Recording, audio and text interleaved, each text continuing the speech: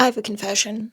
I've been behaving like a chicken. I've been doing everything that I can to avoid making the next illustration that I've planned. And when I say everything, I mean every silly, little, nonsensical, unnecessary thing that you can think of. But that all ends today because we're starting work on the piece. I think maybe 2 weeks ago, I put together this planning sketch for this piece and pretty much immediately liked it. I already have a color palette in mind. I like this composition. I don't even feel like I need to try out other composition layouts. I think it looks good.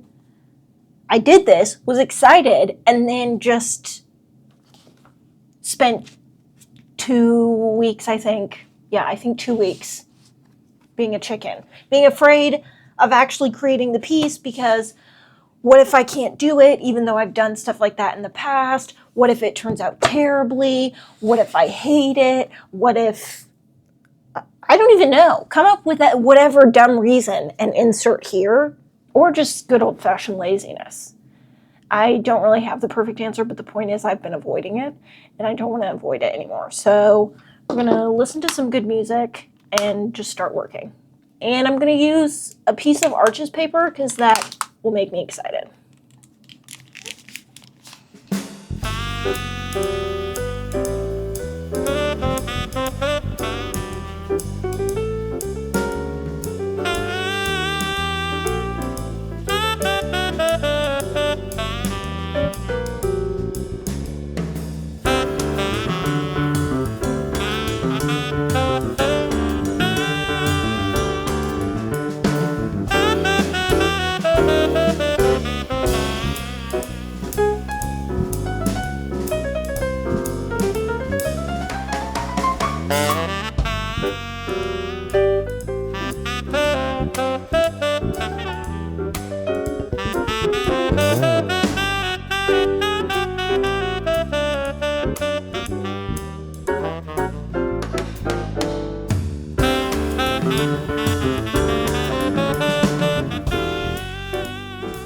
If you're wondering what I listen to while I draw this kind of stuff,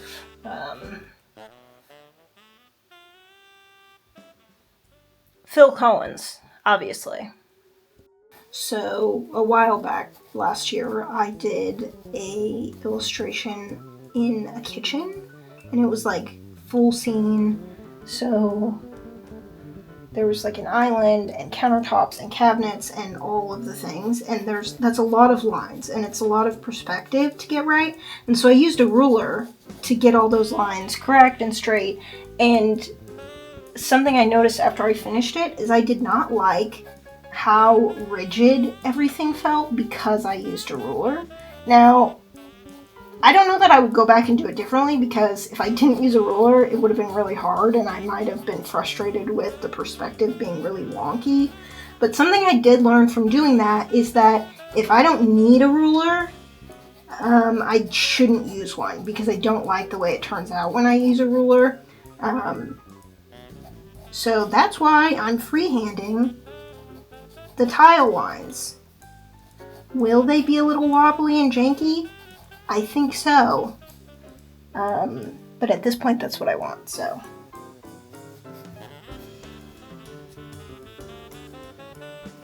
Anyways, lesson learned.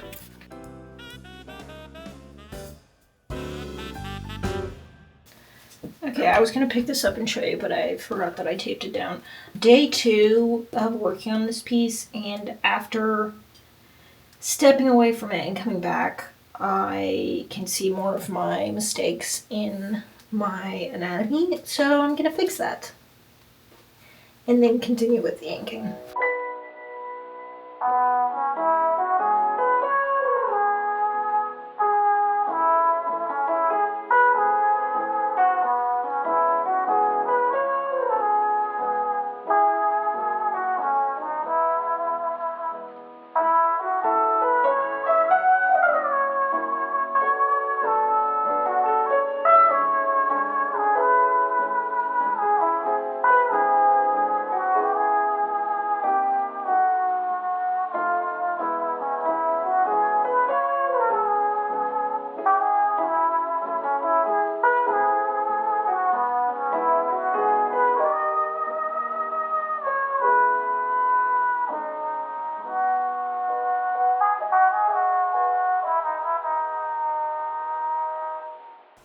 I just got this set of cool mugs from the thrift store. There's like 4 different patterns. One of them is a dragon. I don't sound excited about them, but I'm very excited about them. They look like something you could buy at the Huntington Library gift shop. And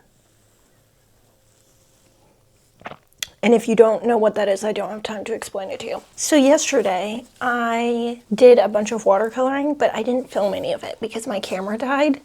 And while I was waiting for it to charge, I just kept working, which I probably shouldn't have done because the whole point of making a process video is to show the process. But last night I was just in one of those flow states, you know, where it's just the vibes are good, the creativity's flowing, and it's just coming out of you effortlessly, which is really not always the case.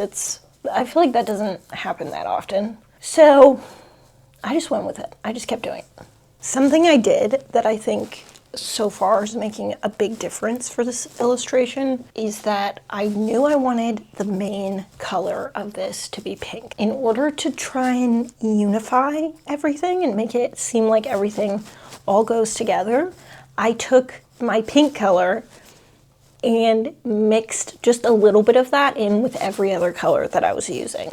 I think the only exception to that is the gold. I didn't put any pink in the gold, but I think that's okay. But I put pink in the little bit of green that I used. I put pink in the gray color, and I put pink in the brown color that I used for the hair, which I think the only place where it's obvious that I added pink is in the hair, but I think it's fine. Anyways, but I feel like the colors in this piece are very cohesive because I did that.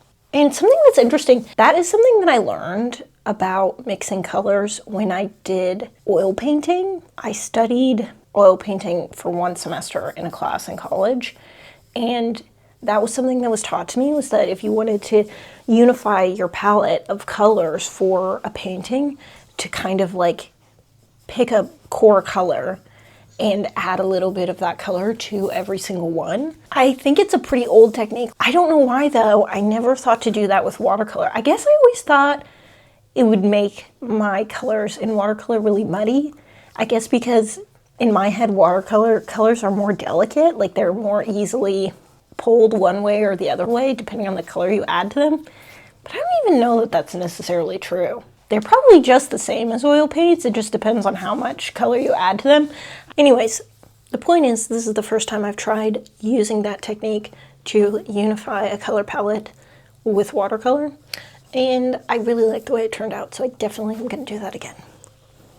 The only thing left to do watercolor-wise is the rolling cart. I am undecided what color it should be. My initial thought was to make it gold, but I feel like that's way too much.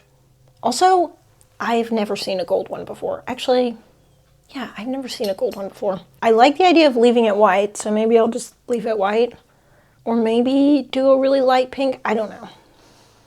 I'm undecided about the cart.